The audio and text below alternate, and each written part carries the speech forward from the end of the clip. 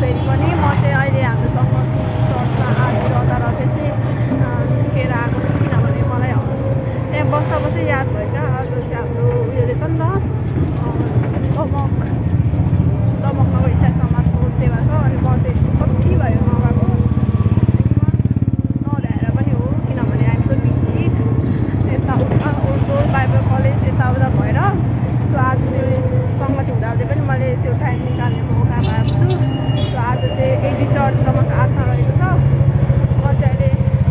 त्यहाँ जानुलाई सिटी पनि चढ्दैछु सो आजको सङ्गतिमा फेरि पनि धेरैजना युथहरूसँग भेट्ने मौका मिल्छ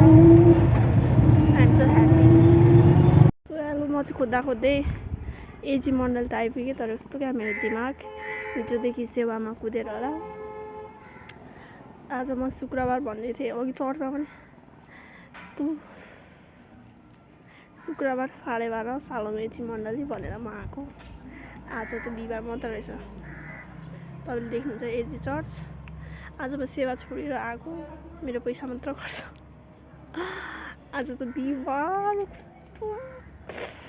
कति साह्रो क्या म कति साह्रो भुलक्कड भएको छु नि मेरो दिमाग यति धेरै कमजोर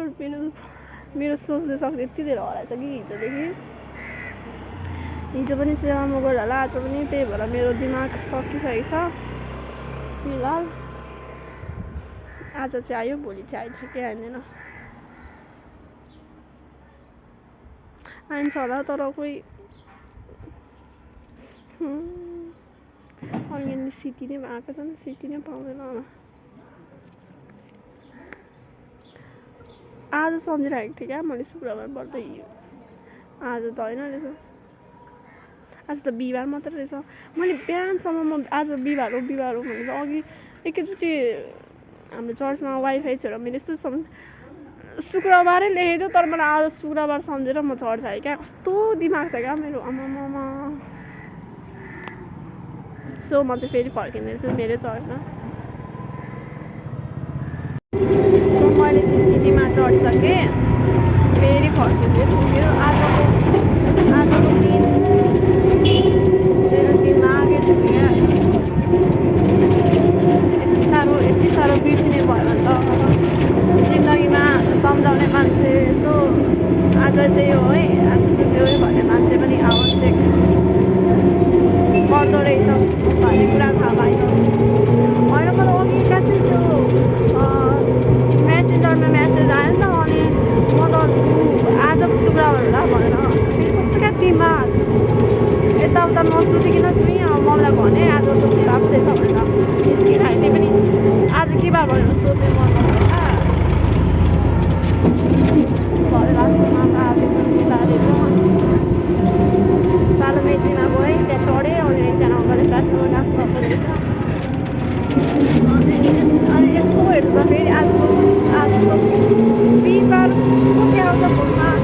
अनि नोटिस हेरेको त सूचना हेरेको शुक्रबार 12:30 बजे सालो मेची मण्डलीमा मासिक मध्य सेवा आज मेरो दिमाग चाहिँ घोडामै भयो के मुख देखाउनु अब यो मेरो दिमाग यस्तो भयो भने चाहिँ बुढेसकालसम्म त म त आफ्नो घर पनि बिर्सिन्छु होला हौ आफ्नो आमालाई पनि बिर्सिन्छु होला कस्तो छ्या भएन आज त अति भएन क्या यस्तो साह्रो भुलक्कड पनि को चाहिँ हुन्छ र हौ कोही नहोस् है कोही पनि नहोस् यस्तो साह्रो भुलक्कड चाहिँ म जस्तो आफूलाई कस्तो रिस उठिरहेको छ त्यत्रो राम्रो सङ्गति छोडेर कति न आज कहाँदेखि दिमागमा आयो आज शुक्रबार आज एजी चर्चमा आज सङ्गति छ भने पुरै ह्याप्पी भएर गएको लास्टमा यस्तो डिसपोइन्टेड भएर फर्किनु पर्दा छ यहाँ आफूलाई असेम्ड भएर छ लाज लागिरहेछ लाज मम्मीलाई सुनायो भने त मम्मीले त गाली नै गर्नुहुन्छ के भन्नु थाहा छ भाडा मात्रै सक्नु किनभने पैसा त कमाउने त म होइन नि त पैसा त मम्मीले दिनुहुन्छ जानु आउनुको लागि यति राम्रो चर्चको सेवा हुँदा आयो म चाहिँ चर्च आइपुग्न आँटेँ।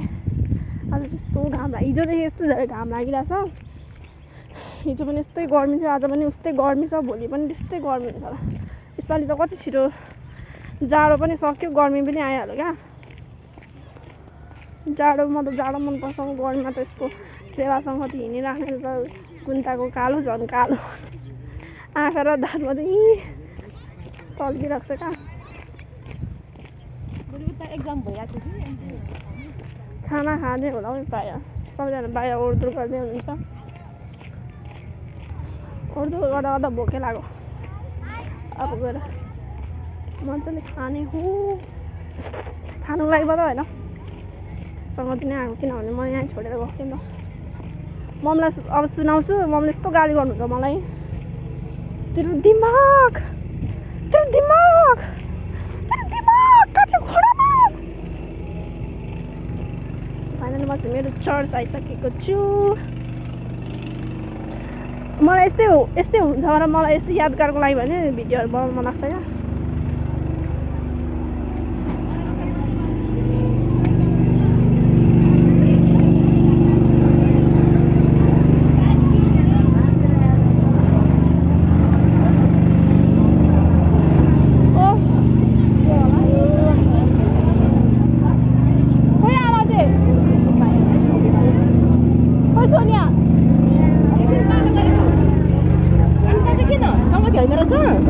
भोलि चढेर राम्रो हेर्नु कहाँ पुगेछ, उतै पुगेर आयो नि। सिटी भाडा मात्रै सक्यो, सिटी भाडा मात्रै सक्यो।